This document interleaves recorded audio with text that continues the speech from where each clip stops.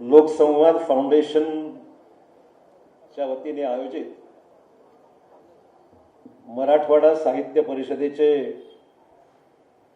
41वे मराठवाडा साहित्य संमेलन जे आज यशवंतराव चव्हाण साहित्य नगरी या ठिकाणी आज संपन्न होत आहे। या साहित्य संमेलनाला आज अध्यक्ष म्हणून लाभलेले सुप्रसिद्ध कादंबरीकार श्री बाबू बिरादारजी, मावळते अध्यक्ष ऋषिकेश कांबळेजी, मराठवाडा साहित्य परिषदेचे अध्यक्ष कौतिकराव ठाले पाटीलजी, राजेश करपेटी स्वागत अध्यक्ष,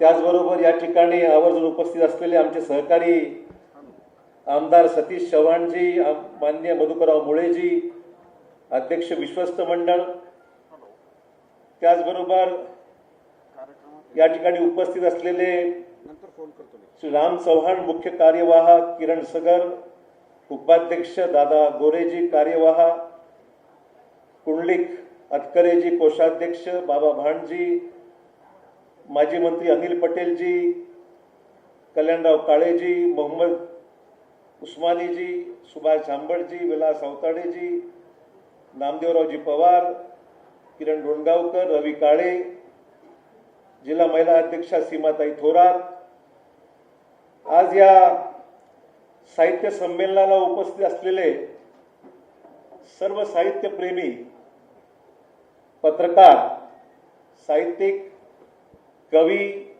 बंधू भगिनी आणि सहकारी मित्रांनो, सर्वप्रथम मी साहित्य परिषदेचे आणि लोकसंवाद फाउंडेशनचे मनपूर्वक आभार मानतो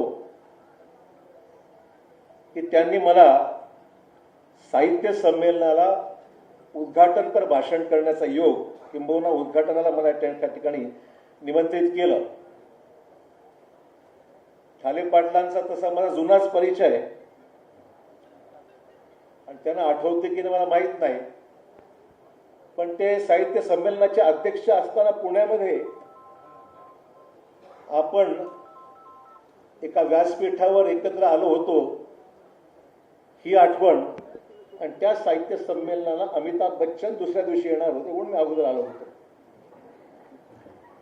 असा तो त्यावेळेचा कालावधी, आणि म्हणून आपल्या भागामध्ये मराठवाड्यामध्ये होणारं हे साहित्य संमेलन आणि त्याला आवर्जून उपस्थित राहिलं पाहिजे, आणि मुद्दामून आज त्या संमेलनाला आपल्या सर्वांच्या सोबत या ठिकाणी विचार मंथन होईल, पुढची दिशा दाखवली जाईल। मी काही या विश्वामध्ये साहित्यावर काही अधिकारवाणीने बोलणे इतका मोठा माणूस नाही आहे, परंतु आपल्या सर्वांचे विचार ऐकून शासन दरबारी या सगळ्या विचाराचं रूपांतर धोरणामध्ये कसं करून घेता येईल हा माझा नक्की प्रयत्न राहणार आहे। याबद्दल कोणी शंका बाळगायचं कारण नाही आहे, आणि शासनामध्ये आहे किंवा शासनामध्ये नाही हा विषयच नाही हा माझ्यासाठी।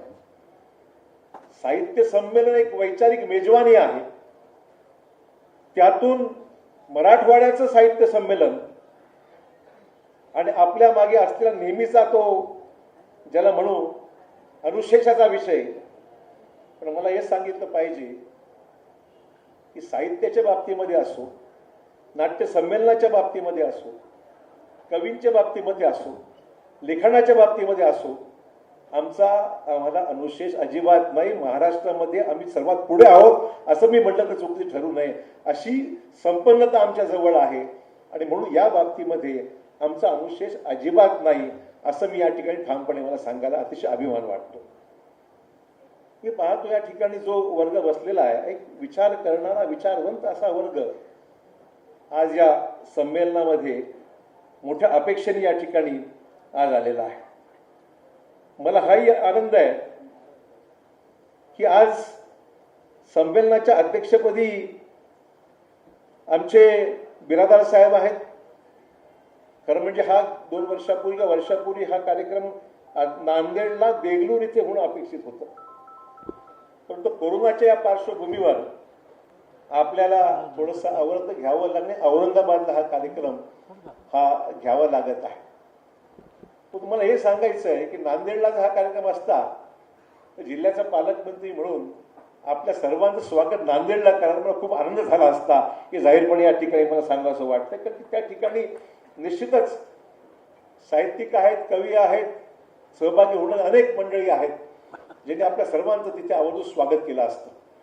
परंतु या सगळ्या पार्श्वभूमीवर ठाले पाटलांनी सांगितलं बरोबर आहे की कोरोनाची परिस्थिती आहेच.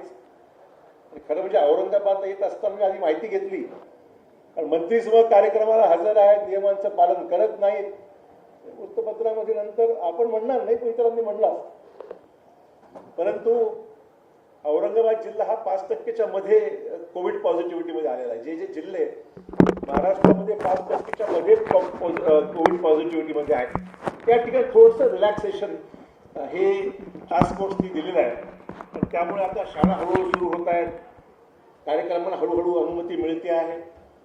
कारण की 1.5 वर्षापासून सर्वच एकदम संथ गतीने किंबहुना बंदच झालं होतं. एकंदरीत फार बिकट अवस्था जगात झाली होती, केवळ महाराष्ट्रापुरती किंवा आपल्या देशापुरती म्हणणार नाही. आपण सर्वांनी अनुभवलं की गेल्या 1.5 वर्षामध्ये सर्वच बंद होतं आणि कुठेच काही करायला वाव नव्हता. पण मला सुरुवात चांगली आहे आणि त्या अर्थाने औरंगाबादमध्ये होणारं साहित्य संमेलन हे कोरोना आता आटोपता आलेलं आहे, संपत चाललेलं आहे, याचं लक्षण म्हणून सुरुवात साहित्य संमेलन या ठिकाणी होत आहे. हे म्हणायला काही चुकीच ठरणार. चांगली सुरुवात आहे. थोडी हळूहळू आपलं कार्य वाढत जाईल आणि त्या अनुषंगाने या सगळ्या कामाला मनापासून मी शुभेच्छा देण्याकरता प्रथम या ठिकाणी आलेलो आहे. या ठिकाणी आज एक दुसरी अभिमानाची गोष्ट आहे. श्री कौतिकराव ठाले पाटलांना या मराठवाडा साहित्य परिषदेच्या अध्यक्षपद 30 वर्ष 20 वर्ष पूर्ण होत आहे.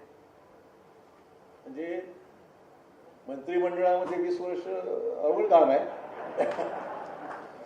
साहित्य परिषदेचा अध्यक्ष 20 वर्ष, तेही विना याला काढा त्याला बदला असं काही प्रॉब्लेमच आहे मराठवाड्यामध्ये.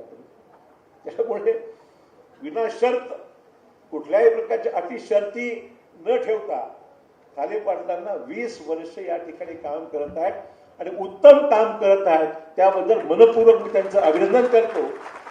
हे सगळं करायला वेळ द्यावा लागतो, कल्पकता असली पाहिजे, इनिशिएटिव्ह घ्यावा लागतो, प्रयत्नांची पराकाष्ठा करावी लागते, लोकांचं सहकार्य मिळावं लागतं, बऱ्याच गोष्टी आहे असल्या. आणि एवढं करून उद्या वृत्तपत्रामध्ये काही सांगता येत नाही. म्हणजे साहित्य संमेलन, नाट्य संमेलन घेणं सोपं आहे, नाट्य संमेलन घेणं सोपं आहे, परंतु साहित्य संमेलन घेणं किती अवघड आहे हे महाराष्ट्रातल्या आयोजकांना पण विचार. मान अपमान बरेच विषय असतात, मी त्यात जास्त बोलणार नाही. पण मराठवाड्याचं होणारं साहित्य संमेलन हे सगळ्या गोष्टी बाजूला सारून एकोप्याच्या वातावरणामध्ये आज या ठिकाणी संपन्न होत आहे. याचा मला मनापासून या ठिकाणी आनंद आहे. त्यामुळे या सगळ्या गोष्टीला आपल्या सर्वांची साथ आहे. आपण सांगितलं एकेकाळी हे ऑडिटोरियम जे उभा केलं गेलं आपल्या सर्वांच्या परिश्रमातून, मेहनतीतून, आपल्या योगदानातून झालेलं आहे. एक अभिमानाची गोष्ट आहे. बऱ्याचशा वाद होतात किंवा वादाचा विषय होऊन जातो की सरकारकडून अनुदान घ्यायचं की नाही. मला वाटतं काही सरकार केवळ राजकीय किंवा कामं करण्याकरता विकासाचा भागच आहे. साहित्य हा विकासाचा एक भाग, अंग आहे असं मानणारा माणूस आहे. आणि त्यामुळे अशा कामाला शासनाने मदत केलीच पाहिजे, न विचारता न मागता केली पाहिजे, ही आमची प्रामाणिक भूमिका आहे. म्हणजे तुम्हाला काहीतरी तोंडावर स्तुती करण्यापुरती मी काय बोलतोय असं मानायचं कारण नाहीये. कारण राजश्रय असल्याशिवाय या गोष्टी घडणार कशा. इतिहासामध्ये जुन्या ज्या गोष्टी कवी संमेलन, नाट्य संमेलन जे काय व्हायचे राजराजवाड्यांच्या वेळेस सुद्धा राजश्रय होता, मदत व्हायची, प्रोत्साहन मिळायचं. आणि म्हणून राजकवी त्यावेळेस उल्लेखले गेले होते की त्यांच्या माध्यमातून त्यावेळेस सुद्धा या सगळ्या गोष्टी अतिशय सुरेखपणे मांडल्या जायच्या. इतिहास या देशाचा आहे. आणि म्हणून या सगळ्या पार्श्वभूमीवर आजचं होणारं साहित्य संमेलन सुद्धा पाटील साहेब आपण चिंता करू नका.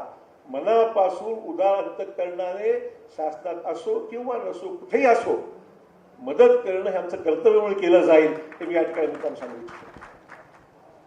तुम्ही आमचं काही घाम काढला नाही. तुम्ही घाम काढायचं वाटतं होतं. तुम्ही उल्लेख मगाशी केला विलासराव असताना विलासरावांच्या उपस्थितीमध्ये काही सवाल जवाब म्हणण्यापेक्षा तुमच्या मागण्या तुम्ही प्रखरपणे मांडल्या होत. तुमचा अधिकार सुद्धा आहे. आम्हालाही बरं वाटतं की तुम्ही शासन करते म्हणून आम्ही शासन करतो, तुम्ही आम्हाला काही सांगता. आम्हालाही बरं वाटतं बघ ठीक आहे, आपल्या शासनाच्या कार्यकाळामध्ये या चळवळीला आपला हातभार लावता आला, मदत करता आली, याचा आनंद आम्हाला होईल आहेच. आणि मला अभिमान या गोष्टीचा आहे की राज्याचं सांस्कृतिक धोरण सुद्धा मी राज्याचा प्रमुख असताना त्याला एक अंतिम स्वरूप मी देऊ शकलो. आता सुरुवात विलासरावांनी केली, जाहीरपणे मला सांगायला पाहिजे, सुरुवात विलासरावांनी केली. उल्हास पवार त्याला प्रमुख म्हणून त्यांना आपण त्या समितीचं नेमलं होतं आणि उल्हास पवारांच्या उपस्थितीमध्ये एक समिती त्यावेळेस नियुक्त केली आणि ते राज्याचं सांस्कृतिक धोरण कसं असलं पाहिजे, त्याच्यामध्ये काय काय उपक्रम हाती घेतले. निश्चित धोरण राज्याने 2008-9 साली आपण ते आखलं आणि त्या पद्धतीने काही प्रमाणात काम सुरू आहे. त्याला अधिक गती देण्याची गरज आहे, यात शंका नाही आहे. धोरण आहे पण त्याला अधिक गती देण्याची गरज आहे. आणि मला खात्री आहे की विद्यमान मुख्यमंत्री उद्धवजी ठाकरे यांचं निश्चित या क्षेत्रात सुद्धा अधिक लक्ष आहे. हे मला काही वेळाने सांगण्याची गरज नाही. ते रसिक आहेत, नाटकं पाहतात, कवी संमेलनाला जातात, साहित्य परिषदेचे विचार ऐकतात, साहित्य संमेलनामध्ये अनेक ठिकाणी सहभागी होतात. त्यामुळे उद्धवजी ठाकरे यांचा जो एकंदरीत जो कामाचा आवाका मी पाहिला म्हणजे प्रशासनाचा तो निश्चितच नवीन अनुभव त्यांना आहे. प्रशासनाच्या बरोबर या सगळ्या गोष्टीकडे पाहण्याची सकारात्मक भूमिका ही विद्यमान मुख्यमंत्र्यांची आहे. मला मुद्दाम सांगितलं पाहिजे. आणि म्हणून मगाशी जे जे प्रश्न आपण उपस्थित केलेले आहेत तुम्ही मला संधी द्या, मी तुमच्या बरोबर आपण मुख्यमंत्र्यांकडे आम्ही स्वतः जाऊ. म्हणजे आमचे आमदार साहेब सतीश चव्हाण जे आहेत, आपण सर्व एकत्र मिळून, आमची महाविकास आघाडी असते तिन्ही पक्ष मिळून म्हणतो, तिन्ही पक्ष कुठला मतभेद आमच्यामध्ये नाही, या विषयावर तरी नाही, बाकी असं छोटे मोठे चालत राहिलं. परंतु तिन्ही पक्ष मिळून आणि विरोधी पक्ष सुद्धा त्यांनाही सोबत घेऊ आणि साहित्य परिषदेचे जे विषय असतील त्या विषयासंदर्भात वेगळी बैठक घेऊन त्याच्यामध्ये काय काय करणं महत्वाचं आहे, काय लवकर केलं पाहिजे, काय आधी केलं पाहिजे, त्या गोष्टीला अग्रक्रम दिला पाहिजे, या सगळ्या गोष्टीकडे निश्चितच आपल्याला बघता येईल. आणि त्यातून नुसतं पाहता येईल नाही, आश्वासन म्हणून नाही, त्याचा एक कृती आराखडा आपण तयार करू आणि त्याची अंमलबजावणी होते की नाही हे दर 6 महिन्याला जर आढावा घेऊन निश्चित करू. हे मला मुद्दा त्या ठिकाणी सांगितलं पाहिजे. म्हणजे काहीतरी ठोस कार्यक्रम असला पाहिजे. नुसती घोषणा करू न करता त्या घोषणेला प्रत्यक्षात उतरवण्याचं काम आपण निश्चित करूया. आणि मला खात्री आहे की मुख्यमंत्र्यांच्या सहकार्यातून या सगळ्या गोष्टी ह्या निश्चित आपल्याला पूर्णपणे पुढे नेता येतील, याबद्दल माझ्या मनामध्ये अजिबात शंका नाही आहे. आपलं फाउंडेशनचं नावाचं लोकसंवाद महत्वाचा भाग आहे. संवादाशिवाय साहित्य पुढे जाऊ शकत नाही. कुठल्याही गोष्टीमध्ये राजकारण असो, साहित्य असो, नाट्य संमेलन, संवाद पाहिजे. लोकांची नाडी ओळखणारं साहित्य संमेलन असलं पाहिजे. साहित्याचा भाग हा लोकांविरहित असा राहू शकत नाही. तर लोकांच्या मनातलं समाजाचं जे प्रतिबिंब आपण जे साहित्य संमेलन अधोरेखित करतं त्याच पद्धतीने आपल्याला साहित्याचे अनेक विषय, मी तुमचा कार्यक्रम बघत होतो, वर्गाचा कार्यक्रम आहे दोन दिवसाचा, आणि त्यामुळे सगळ्यात महत्वाचा विषय जो आपण आज घेतलेला आजच्या दुपारच्या सत्रामध्ये, तो प्रसार माध्यमांची विश्वासार्हता आज शून्यावर आली आहे. एक महत्वाचा विषय आहे. म्हणजे विद्यमान राजकीय परिस्थितीमध्ये जे आपण पाहतोय, जे आपण अनुभवतो आहे, त्यावर प्रकाश झोत टाकणारा महत्वाचा विषय जो आज आपण निवडला आहे, त्याबद्दल आपलं महत्वपूर्ण मी या ठिकाणी अभिनंदन करतो. कारण हा विषय अतिशय प्रत्येकाच्या मनामध्ये आज विषय आहे. अभिव्यक्ती स्वातंत्र्य शिल्लक राहिलं आहे का, हा खरा प्रश्न. आज हा व्यासपीठाचा उपयोग काय राजकीय व्यासपीठ म्हणून मला करायचं नाही किंवा राजकारण करण्याचा प्रश्नच उद्भवत नाही.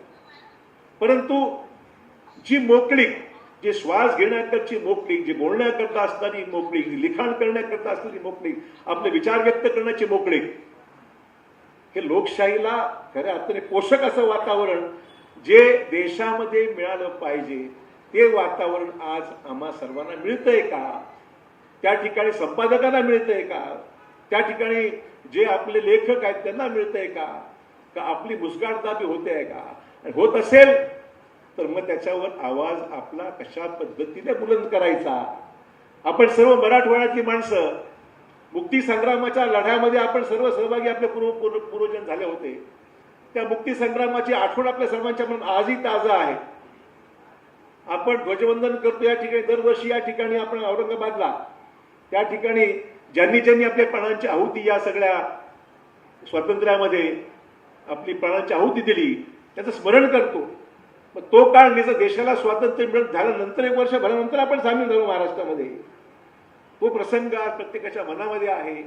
हे सगळं घडत असतं. हा इतिहास आहे की आपल्यावर ज्या पद्धतीने जुलमी रजाकारांचं जे काही आपल्यावर जो पगडा होता किंवा जे त्यांचं पकड होती त्याला झुगारून ज्या स्वातंत्र्य सैनिकांनी आपलं योगदान दिलं तो इतिहास मराठवाडा कधी विसरू शकणार नाही. स्वामीजींना कधी विसरू शकणार नाही. गोविंदभाई श्रॉफला कधी विसरू शकणार नाही.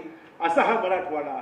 आणि म्हणून ही परिसंवादाचा हा विषय आजचा जो आहे तो मला वाटतं स्वामीजींना कधी आदरांजली होणार या निमित्ताने की त्यांनी हा लढा पुकारला म्हणून मराठवाड्याची निर्मिती झाली आणि मराठवाडा महाराष्ट्रामध्ये विनाअट सामील झाला. हा सगळा इतिहास जर आपण अनुभवला तर मला वाटतं की फार मोठं योगदान त्या काळामध्ये मराठवाड्यातल्या या मंडळींनी केलं होतं. म्हणून आपण आज ज्या ठिकाणी आहोत तो मराठवाडा आज पुढे जायच्या दिशेने आपल्याकडून सर्वांना अपेक्षा करत आहे. मित्रांनो, आज इतर विषयासंदर्भामध्ये सुद्धा काही गोष्टी पुढे बोलणं महत्त्वाचं आहे. एकतर आपल्याकडे सध्या IT चा उपयोग मोठ्या प्रमाणात सुरू आहे, चांगली गोष्ट आहे. इन्फॉर्मेशन टेक्नॉलॉजी, माहिती व तंत्रज्ञानाचा फायदा हा देशात होतोय, जगात होतोय. आणि एकीकडे गुगलचा फायदा आपण घेतो की रिसर्च, कुठल्याही गोष्टीची माहिती घ्यायची असेल तर शोधायचं काही असेल तर गुगलवर आपण जातो आणि गुगलवर सर्च करतो की ह्याला आपल्याला ह्याच्या बाबतीत बॅकग्राऊंड काय, माहिती काय, वस्तुस्थिती काय. पण मला वाटतं की गुगल सर्चने सर्व काही घडतं यावर मी विश्वास ठेवणारा नाही. गुगल सर्च बरोबर ज्याचं लिखाण आहे, वाचन आहे, वैचारिक बैठक कोणी घडवणार असेल तर आमचे साहित्यिक आहेत, लेखक आहेत, कवी आहेत, त्यांचं साहित्य आहे, त्यांचं पुस्तक आहे, त्याचं लिखाण जे केलेलं आहे ते आमचं खरं गुगल आहे, जी आमची वैचारिक बैठक घडवते आणि पुढचा प्रवास घेण्याकरता आम्हाला दिशा दर्शवते. मला वाटतं हा गुगलपेक्षाही जास्त मोठा व्याप असलेला आपलं क्षेत्र आहे. ठीक आहे, गुगलचं महत्त्व आपल्या पद्धतीने निश्चित आहे. पण गुगलच्या जोडीने आपलं जे योगदान आहे, वैचारिक बैठक जी निर्माण करण्याचं काम आपण करत आहात, विविध क्षेत्रातल्या मान्यवरांनी लिखाणाच्या माध्यमातून जे काही काम साहित्याच्या दृष्टीने महत्त्वाचं ठरलेलं आहे, जे केलेलं आहे, कवी आहे, लेखक आहे, त्याचं योगदान आहे. देशाच्या स्वातंत्र्यामध्ये सुद्धा त्यांचं योगदान वेगळ्या पद्धतीने आपल्या लेखनातून, आपल्या कवितून, आपल्या सिनेमातून ज्यांनी आपलं योगदान दिलेलं आहे, ही सर्व मंडळी आज आपल्या स्मरणात आहेत. गुगलपेक्षाही त्यावेळेस त्यांचं काम मोठं होतं, गुगल नंतर आलं आणि आज आपल्याला गुगलचा उपयोग करत असताना आपली खरी वैचारिक बैठक निर्माण करण्याचं काम या साहित्याच्या माध्यमातून आगामी काळात निश्चित झालं पाहिजे. याबद्दल कोणाच्या मनात शंका नाही आणि म्हणून ते केलं पाहिजे. मी काही माहिती तंत्रज्ञानाच्या विरोधात नाही आहे, परंतु जे करत असताना दुसरी बाजू सुद्धा आपल्याला यातून लक्षात घेऊन पुढचं पाऊल त्या निमित्ताने कसं टाकायचं या बाबतीमध्ये आपण विचार केला पाहिजे. मित्रहो, आपल्याकडे इतर विषयासंदर्भात परिषदेच्या अध्यक्षांनी काही गोष्टींचा उल्लेख केला आणि नांदेडच्या विषयात त्यांनी लक्ष भरपूर घातले असं दिसतंय मला. म्हणजे तर मला आनंद आहे की मी आज गेल्या 10 वर्षानंतर पुन्हा आज त्या सरकारमध्ये सामील झालेलो आहे. परंतु आमच्या जाहीरनाम्यामध्ये सुद्धा आम्ही कबूल केलेलं आहे नांदेडच्या नगर महानगरपालिकेच्या की आपण नांदेडला साहित्य परिषदेचा जागा, कार्यालय आणि ते काम, त्याचं जे ॲक्टिव्हिटीज आहेत त्या पुढे नेण्याकरता आम्ही मदत करू अशी भूमिका आहे आणि त्याची अंमलबजावणी पुढील 6 महिन्याच्या आत निश्चित केली जाईल हे मी सांगू इच्छितो. त्यात काही म्हणजे मान्यच केले, त्यात काही वेगळ्या, फक्त मी आपल्या आठवण करून दिली तर आभारी तुमचा. त्यामुळे आम्ही काही ते विसरलेलो नाही आहे. पण नांदेडला केलं पाहिजे. मी तर पण नांदेडलाच नाही तर मराठवाड्यामध्ये ज्या ज्या जिल्ह्यामध्ये चांगलं काम सुरू आहे त्या त्या ठिकाणी काहीतरी सुरुवात आपल्याला करता आली पाहिजे. एक वैचारिक जागरूकता निर्माण करण्याचं काम, मराठवाड्याचे प्रश्न, मराठवाडा जनता विकास परिषद उत्तम काम करते या सगळ्या क्षेत्रामध्ये. म्हणजे आपल्या तोडीने ते बरोबरीने आपले चांगलं ते वेगळं फील्ड क्षेत्र त्यांचं आहे. पण मराठवाड्याच्या विकासात्मक कामामध्ये जी जी लोक आहेत त्या त्या सर्व लोकांना प्रोत्साहन देण्याचं काम त्यांचा गौरव करण्याचं काम आणि त्यांनी काम आगामी काळात करत राहावं या दृष्टिकोनातून आपण केलं पाहिजे, याबद्दल शंका नाही आहे. आणि म्हणून नांदेडचं हे काम निश्चितच मार्गी लावण्याच्या बाबतीमध्ये माझा मनापासून प्रयत्न राहील. आणि शेवटचा विषय आपण जो उल्लेख केला मराठी विद्यापीठाचा, मला वाटतं की हा विषय फार दिवसापासून सुरू आहे आणि खरं सांगायला हरकत नाही. गेल्या 2 वर्षामध्ये आर्थिक परिस्थिती खूपच म्हणजे अडचणीची एवढी झाली की तुम्ही म्हणलं तुमच्याकरता पैसे नाही, तुम्ही काय म्हणायचं नाही मला. परंतु तुम्ही जे म्हणलात मग अशी गोष्ट खरी आहे, एक विद्यापीठ वेगळं निर्माण करणं. मराठी भाषा आपलं विभाग वेगळा आहेच. आज आपले औरंगाबादचे पालकमंत्री त्या विभागाचे मंत्री आहेत. त्यामुळे मराठी विद्यापीठ निर्माण करण्याच्या बाबतीमध्ये उच्च शिक्षण मंत्री उदय सामंत यांनी परवाच 8 दिवसापूर्वीच काहीतरी माहिती दिलेली आहे की त्यासाठी एक समिती त्यांनी स्थापन केलेली आहे. आता समिती स्थापन करा म्हणजे काम ढकलत राहा असं अजिबात नाहीये. अनेक वेळा म्हणून म्हणतात काही काम करायचं समिती स्थापन करा. म्हणजे समिती स्थापन करण्यामागची भूमिका ही निश्चितच आहे की याकरता कशा पद्धतीने केलं पाहिजे. का तुम्हाला माहिती आहे संतपीठाचं आपण 10 वर्ष गेली आपली. म्हणजे मला टीका करायची नाहीये, पण संतपीठात नेमकं काय केलं पाहिजे याच्यावरच फेल होत राहिलं गेले 8 वर्ष. कोणी सांभाळायचं, कसं सांभाळायचं, तिथे काय करिक्युलम असलं पाहिजे, काय कोर्स असला पाहिजे. तर मी मुख्यमंत्र्यांना विनंती केली, म्हणजे साहेब हा विषय फार जुना झाला. 10 वर्ष आपलं संतपीठ स्थापन होऊन झाले पैठणला आणि ते कार्यान्वित होत नाही आहे. मी तर म्हणलं विद्यापीठाला तर याच्यात आपण सोबत घ्या. विद्यापीठ ह्या कदाचित त्याच्यामध्ये काही आपली मदत करू शकेल. त्याला एक कशा प्रकारचा अभ्यासक्रम असला पाहिजे संतपीठाकरता हा एक ठरवता आला पाहिजे.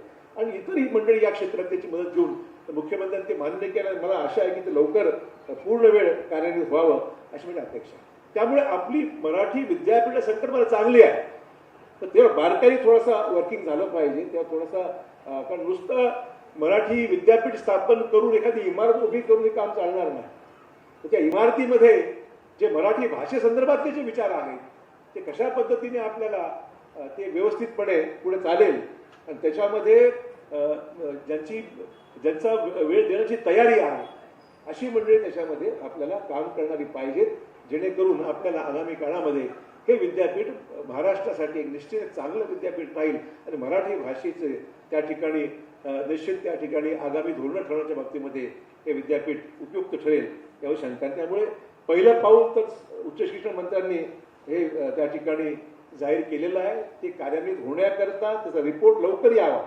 शासनाचे रिपोर्ट बऱ्याचशा वेळा येतात आणि नंतर रिपोर्ट काहीच होत नाही. तर तो अहवाल लवकर यावा आणि त्या अहवालाच्या माध्यमातून पुढची पावलं टाकण्याच्या बाबतीमध्ये आपल्याला वेळोवेळी तुम्ही साहित्य संमेलनामध्ये आठवण करून देत चला की काय झालं तुम्ही